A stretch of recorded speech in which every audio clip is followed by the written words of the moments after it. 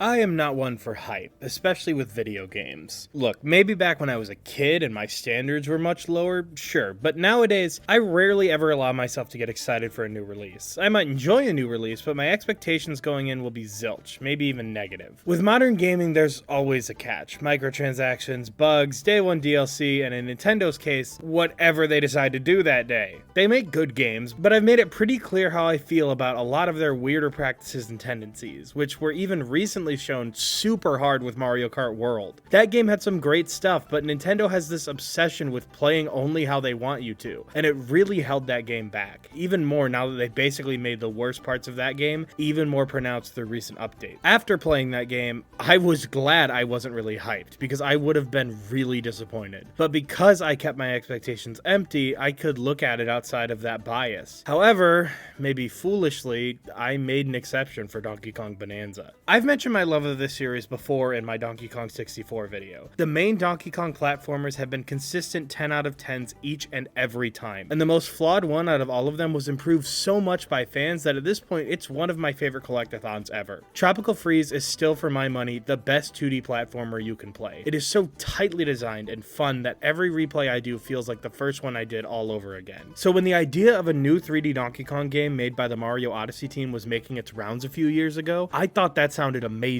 I wasn't sure if it was true, but I figured if it did happen, that'd be exactly what I would want. Then that trailer dropped and it looked incredible. Then the direct happened and I decided, okay, no matter what my feelings on Nintendo or modern gaming as a whole, or even the Switch 2 itself, I'll let myself set my expectations high. I'll be excited. Yeah, Mario Kart World wasn't what I think it could have been, and I definitely, especially now, don't see it as a system seller, or even worth a purchase for its price tag, but Donkey Kong, that game has to be amazing. That game just has to be amazing. They can't ruin my man. They have to nail this one. And now it's in my hands, and I'll be transparent. I haven't finished it yet. I'm only about halfway through, but I have played a good chunk of it, and I know what in general it offers me, and I can give some early impressions. So was my excitement wrongly placed? Did it disappoint me? Is it what I've been asking for years? Well, you see, it's kind of... Bananza is sort of like, it's one of those... Well, if I had to put it into words, it's like, Jesus Christ, this is the best game ever made. You can break anything and there's gold everywhere. Bananas, look at his ass in this form. You can fly. The creativity is like every platform was just a prelude to this incredible experience. The fact that I may never reach these heights of gameplay again makes my life meaningless. It's pretty good. This game is exactly what I was hoping for. It's like every lesson that Donkey Kong 64 and 3D Mario games learned over the years came together to create a truly incredible experience. And I want to mention that first. Before the game came out, I heard a lot of people saying this didn't seem like a new 3D Donkey Kong. It seemed like Mario Odyssey 2, and to an extent, I get it. Visually, the areas look similar at a glance. It's got Pauline in it, the only playable character is Donkey Kong, but the thing is, I never saw that as a bad thing. First off, Mario Odyssey is still fantastic. I know that since the game has hit the 7-year mark, opinions are turning on it, like it wasn't that special or good, but similar to when Galaxy 2 or 3D World went through this, I don't agree. I played through Odyssey in anticipation for this game to be an Odyssey sequel, and that game is still one of the best of its kind. The movement is on point, the areas are fantastic, the captures are all fun. It is still a masterpiece. So to say that this game looked like it was more of that didn't bother me. It also didn't bother me because as hard as this may be to hear, 3D Donkey Kong, the one other time it's happened, was also more or less an expansion on a previous game, that being Banjo-Kazooie. Am I wrong? The areas are open playgrounds with small collectibles leading to big ones. There's context-sensitive abilities that you use for short times to get missions done. It's very similar. It's just Donkey Kong did it much bigger, for better or for worse. So to see Donkey Kong taking from another game, that's nothing new. But all that I just said, pretty much a waste of time, because this game doesn't feel like Odyssey 2. It takes cues from it, but it's not as simple as it just being more of that game. Its environments, characters, and gameplay style feel much more Donkey Kong than it does Mario, in the best ways possible. Plus, funnily enough, Mario Galaxy, Odyssey,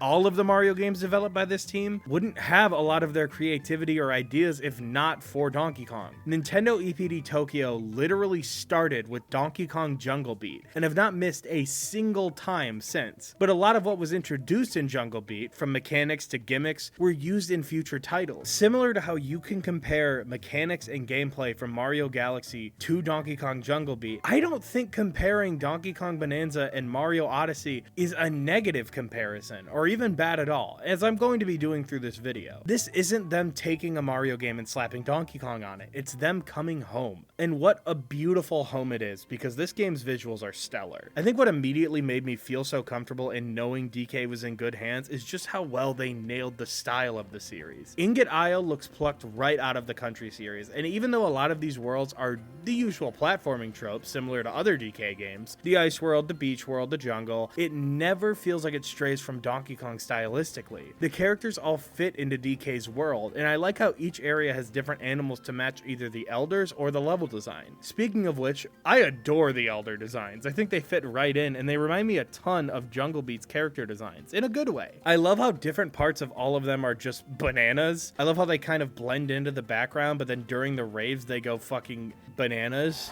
All of them that I've seen so far look fantastic. The villains also look great. The best Donkey Kong villain designs we've gotten in years. They all fit right in, they're all super expressive. I love them. However, when it comes to character designs, none of them even come close to Donkey Kong's. I briefly touched on it in the Mario Kart World video, but Donkey Kong's got a new design. One that at first I was iffy on because I hate change, and also Nintendo just started removing OG Donkey Kong art and replacing it with this new one for no reason when they could just both exist. But within the first 5 minutes of playing the game, I fell in love. This design is so expressive. There's so much more emotion in his eyes and mouth that range from funny to just fucking adorable. They also characterize him a lot more. Now, DK has always had character, but it always felt a little bit subdued. After all, he's the main character in a platformer, and his personality never really went past strong, kind meathead. This wasn't due to his design, but you can tell one of the reasons they updated the design was to really push his characterization to the next level. He is so lovable in this game. When he first meets Pauline as Oddrock, despite continuously being jumped on, when he sees it scared, he does this cute little whistle and dance that immediately tells you what kind of character DK is. He's easily distracted, he's tough, he's confused easily, but he's friendly and helpful when he can be. His guardianship of Pauline wouldn't be nearly as heartfelt if it wasn't for how incredibly well done this new design is. Speaking of which, this game does so much for Pauline. I've never been against her reintroduction to the series through Odyssey. In fact, I like her inclusion in many recent games, but I've never felt that she really ever got as much of a spotlight as she probably should have. She's in one area of Odyssey, the best one mind you, but that's all we got. Here though, she's got so much more character to her and has quickly become one of my favorites in the series. Her relationship with Donkey Kong is one of the best parts of the game. I'm a huge sucker for the big strong guardian protecting the small child trope, and it is used so well in this game. Donkey Kong's unyielding friendship and unconditional friendliness, along with Pauline's sense of wonder yet apprehension to the world around her, is what makes this game's story special. It's rare that a platformer, especially out of this studio, actually cares about writing a story. And this isn't anything insane by any means, but its focus on character and personality really sets it apart from every other story this studio has worked with. I always look forward to the different rest areas, because with each new one, Pauline has short interactions with Donkey Kong, some talking about the events in the story, some talking about an area, some just talking about nothing. And while not all of it is 10 out of 10 or even super entertaining, there's enough here that I always try to find each rest stop to see them. Pauline and Donkey Kong give this game a heart that I don't think any Donkey Kong game has ever had.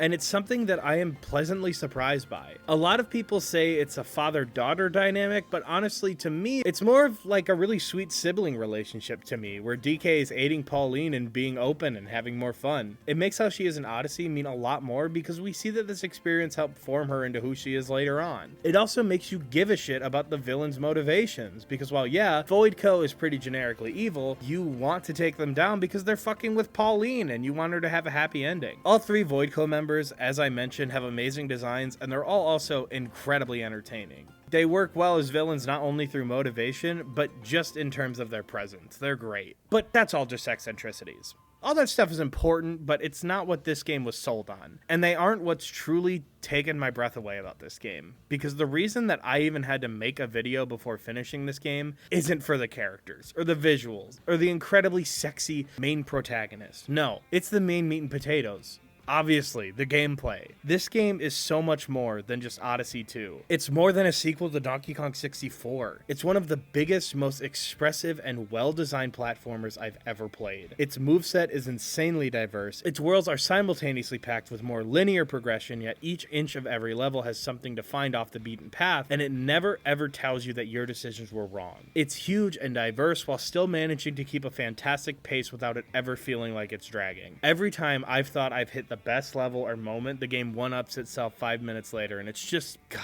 it's everything I could have asked for as a fan of both platformers and Donkey Kong. Let's dig into level design first. This game on the surface really does look like Odyssey. Big levels with collectibles scattered about for you to find, and that's a fair assessment. But then you realize that unlike Odyssey, where it was one big area, these are big areas that hold more big areas underneath. They're sectioned off like in DK64, but then you see how much more freedom you have with the teleportation compared to that game. So if you're going in a linear circle and feel like you want to go back to a section later, it's as simple as hitting a button. Not only that, but there's no level select, no overworld for you to wander to find the next level. That time that you didn't realize was being eaten up by nothing moments is gone. There is no downtime. Even if you just take a straight path, there's never a moment where you're just walking forward. And then you realize that you don't even need to follow the path, because you can lift the path up and fucking surf on it. This is where this game's creativity really knocked me back on my fat ass. Every section of every level is destructible. You can dig into completely different sections, find hidden caves full of treasure, even just completely skip challenges to get collectibles. There's been so many times where I felt like maybe I didn't have a right power-up, or I needed to follow a linear path to get to a banana or fossil, but with clever use of the environment, I was able to get there on my own. That's something I didn't even realize I wanted out of a platformer, but now that I have it, it feels like it was missing from other games. I remember in games like Odyssey using the tricks with Cappy to get to those hidden coin areas and just thinking, man, I wish there was a game designed around this. Then in Bowser's Fury, I fell in love with those moments where you would use a power-up to beat a challenge in an unintended way and feel like you were a master of the mechanics more than the developers thought you would be. That was one of the best parts of that game, but it was too short to really stretch its legs on what it could do. But here, it is all of that plus more. The destructible environments are just one piece of the puzzle, because those don't even account for the actual platforming challenges the game gives you. It's just mountains of unique challenges and gimmicks to the point where every second you feel like they can't go any further, and yet they still do. In the forest world, you have these insane seeds that sprout vines that go from where they hit to where they were thrown, and by the end of the area, they have you making full spider webs of them in order to get every banana. The zebra runs fast over ice, but destroys it as well. So here's an entire area where you're basically moving back and forth over a massive area where you're kind of making your own level. The boss fights can be done insanely fast, but only if you use your transformations and environment in creative ways. Just so much that the game does with each idea. This game brings back those mini platforming levels like in Odyssey, but here, unlike that game, these don't just feel like 3D Land style challenge maps, they feel like natural tutorials to make you realize how far every gimmick can be pushed. Plus, unlike something like Odyssey, when this game gets more linear for stuff like end of level challenges, it doesn't feel out of place. This game gradually leads you to the required areas no matter how off the beaten path you go. You're always making the right decisions. It is truly fantastic. I think it beats 64 with its scale too. 64 did have really well designed levels, each built around different sections. However, it would frequently stop you to either switch Kongs or get a specific power up. Even with every power, there was a lot of stopping, a lot of gameplay changes. It had a lot of ideas, but not all of them were cohesive. This game fixes that pacing issue while still keeping gameplay variety and massive levels. There are still quick mini levels. The short platforming or puzzle challenges are there, yes, but there's also these quick combat challenges taken right out of 64. Except these are even more creative. Instead of just plain areas, they'll mix different level gimmicks and platforming challenges within those timed arenas. However, I know from my own experience that despite frequent complaints about the game's pacing and fixes to them, people did like what 64 brought. I personally thought the extra characters were fun, but slowed the game down like crazy. I loved the game when it was modded to fix that, but people still liked that feature. During this game's hype cycle, I saw a lot of people upset this game didn't have the multiple Kongs of the tag barrel, that without them it wouldn't be a 3D Donkey Kong game. But that's where this game really kicks it up to 100. This game looks at all those separate gameplay styles with all their different gimmicks and sees how diverse gameplay can be and realizes,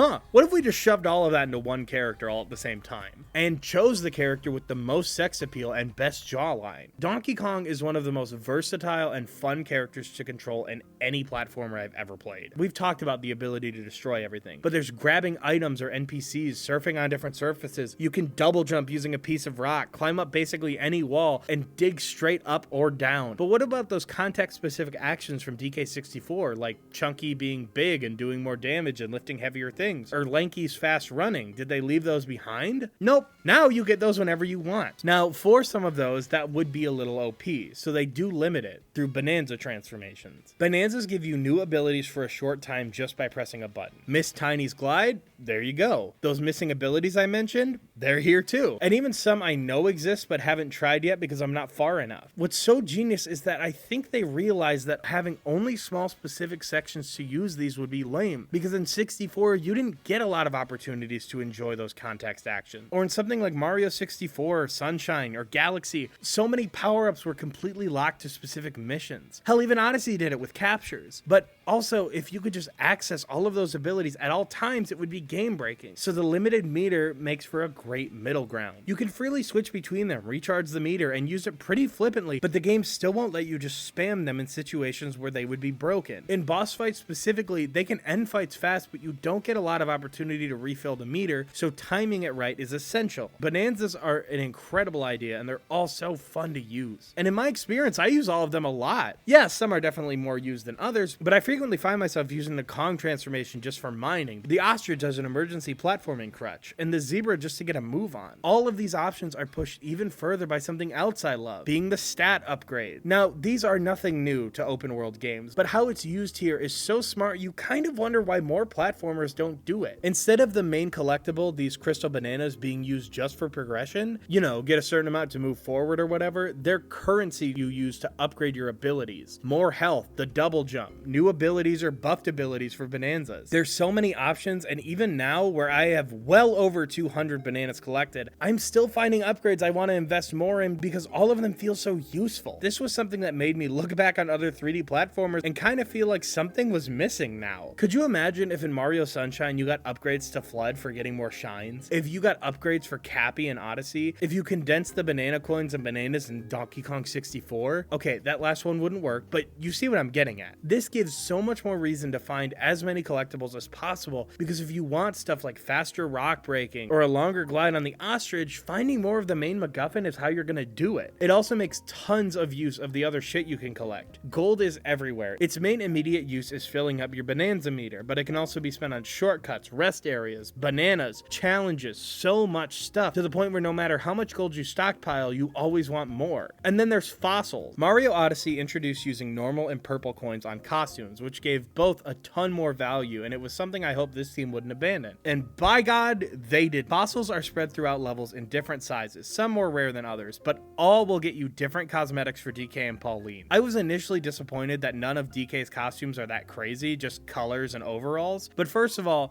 the different color combinations are great. In every new world, I go out of my way to change what colors I'm using, and it helps that each tie and overalls give you small perks or damage resistances. But Pauline gets actual full costumes, and that's great. They're all adorable, all creative, and they all carry over to cutscenes. I could have done without one of the best costumes stat-wise being locked to a $30 amiibo though. Even though this game feels completely separate from Nintendo's bullshit, it couldn't fully escape. Now, I know a lot of people won't like how much there is to get in this game. Like Odyssey, I don't think it's necessarily built for 100% completion. I haven't even gotten to the end yet, so I can't say for sure, but I'm sure the game doesn't expect you to get every single thing. The fossils, maybe, but the bananas, I doubt it. I actually like how Odyssey did it, making 100% completion not actually require every moon, just 500. It keeps that idea of playing your way without kneecapping it behind every tiny thing. I don't know what exactly this game requires for 100% yet. After all, this really is just an early impressions video, which will definitely get a sequel whether you fact heads enjoy this video or not. But if you consider what Odyssey did with completion requirements as a bad thing, you probably won't enjoy it here. Speaking of hilarious completion requirements, I wanted to take some time to get into a lot of the commentary I saw about this game during its pre-release cycle, and that's how this game fits into the Donkey Kong series as a whole. Not lore-wise, it's pretty obvious that this is an Odyssey prequel, but I mean from a gameplay and series standpoint. This game was not seen as a real follow-up to 64, just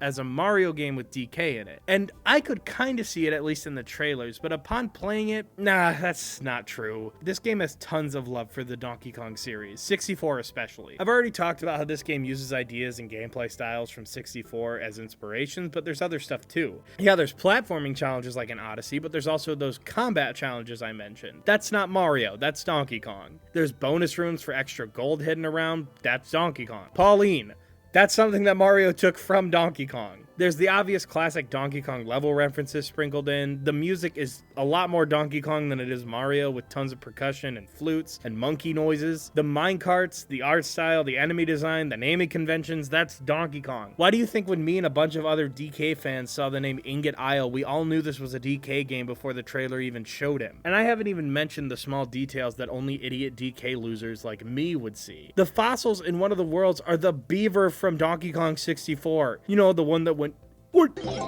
When you have the big raves to get new Bananzas, DK does dance moves specifically taken from the DK rap. This game isn't just a sequel to Odyssey, it's coming in with knowledge and respect from both the Mario and DK series, and it flourishes because of it. So if you were hesitant because you're a big DK64 fan, you won't be disappointed. I assume, at least. You probably are a bad person. This game, man.